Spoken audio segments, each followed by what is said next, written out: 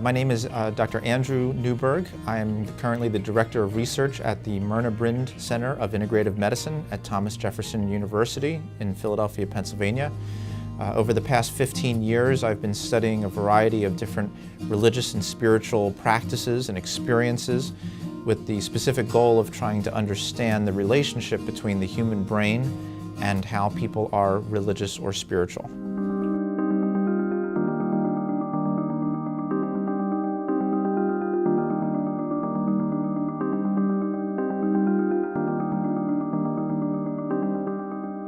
Over 40 years ago, medicine was mostly just drugs and surgeries. But then we found that mind-body approaches, scientific approaches, could show that the mind was changing the body.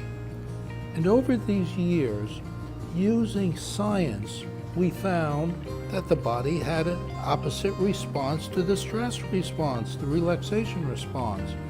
And we've been studying disease after disease after disease that can help people use their mind to affect their bodies.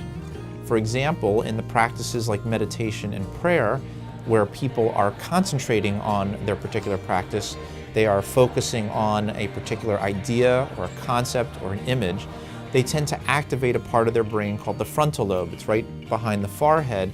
And this is a part of our brain that activates whenever we concentrate on something. So if we concentrate on something religious, if we focus our attention on God, we also find an increase of activity in this area of the brain that helps us to focus our attention.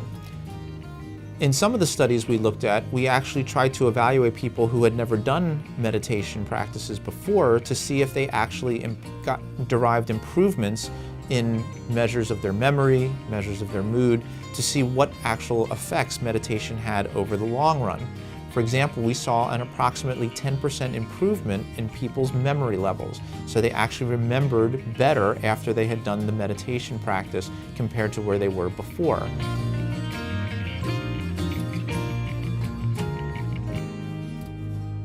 You have to come up with a practice or a plan that is something that has meaning to you, that you feel good about, and is something that is comforting to you. If you can find that kind of practice, whether it's prayer, meditation, yoga, or other types of practices, all of them have the potential to benefit the way in which your brain works. It's a matter of finding the one that works best for you.